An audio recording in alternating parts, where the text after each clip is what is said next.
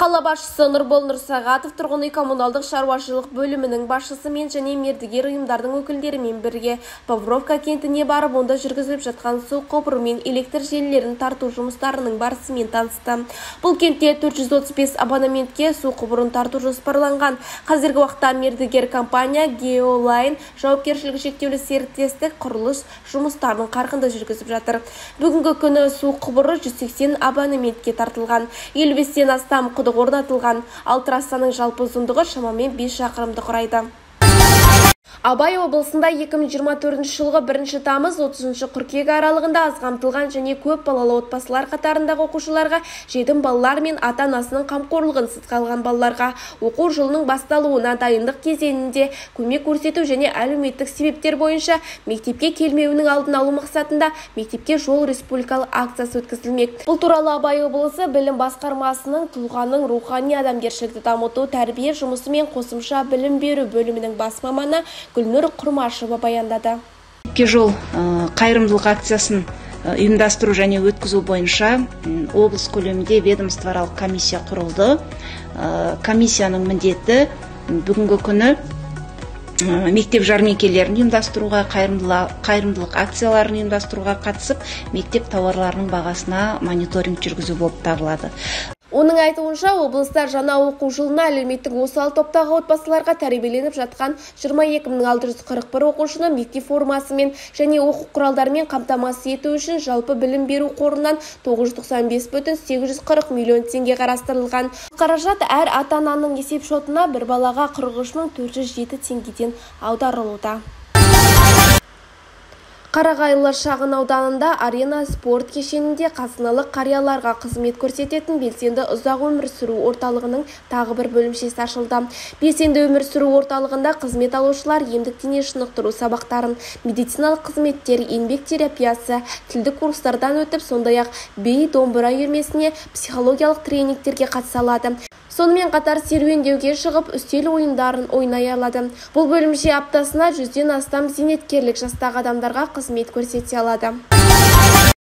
Үржар ауданында Жасыл ел еңбек жасағының сарбаздары қоғамдық орындарда абаттандыру және көгалдандыру жұмыстарын жүргізуде. Еңбек жасағының сарбаздары осы аптада Болашақ саябағында тазалық жұмыстарын жүргізді. Үржар ауылындағы бұл үлкен саябақ 5-6 гектар аумақты алып жатыр. Жасыл елдіктер әлеуметтік сала қызметкерлерімен бірге саябақ аумағын шөптен тазартып, ағаштарды әктеп шықты.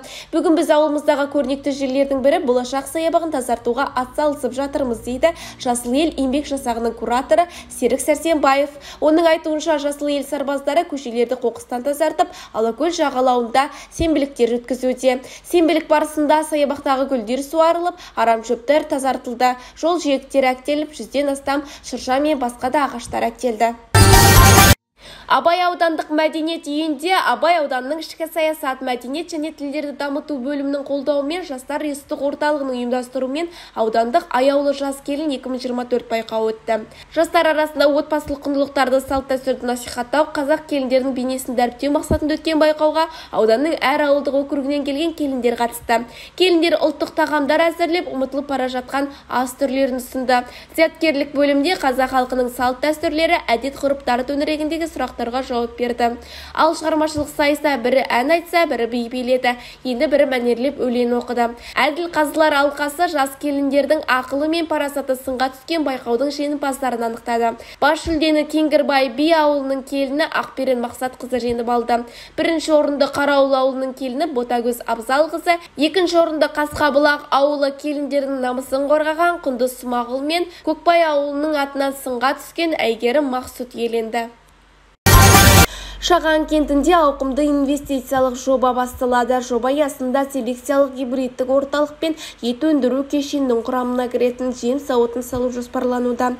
Жобаны іске асыру үшін Ресей, Дания және Англия елдерінің компанияларын тарту көзделген. Екі нысанның құрылысы 2024 жылдың қыркүйегінде басталмақ. Селекциялық гибридтік орталықты толық пайдалануға беру 2025 жылдың 3 тоқсанында, құрама жем зауыты 2026 жылдың 1 тоқсанында қолданысқа береді деп жоспарланған. Қазіргі уақытта ауданы 100 гектар және 80 гектар жер учаскесін рәсімдеу жұмыстары жүргізілуде. Жоба нәтижесінде 140 жаңа жұмыс орны ашылады.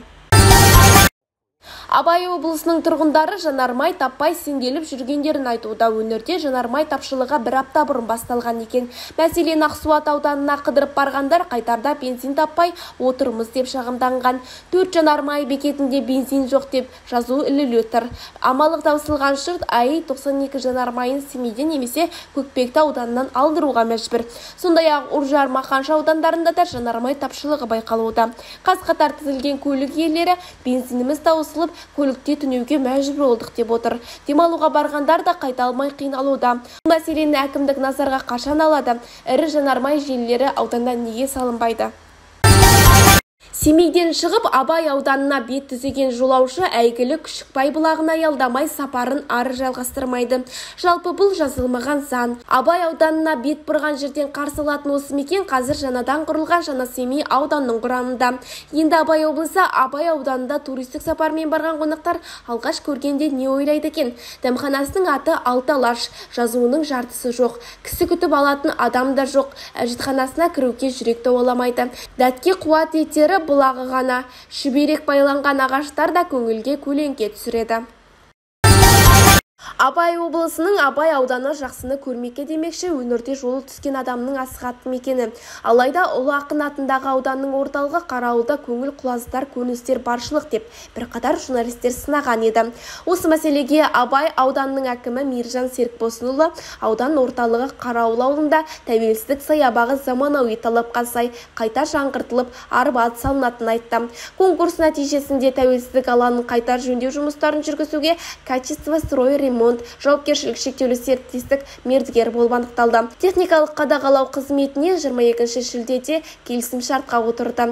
Келісімшарт бойынша ескі саябаққа жаңарту жұмыстары басталды. Саябақ құрылысы қазан айында аяқталады деп жоспарлануда. Бүгінге жаңалықтар легі осындай. Сіздермен бірге болған Сымбат Қайратқызы. Семей таңы.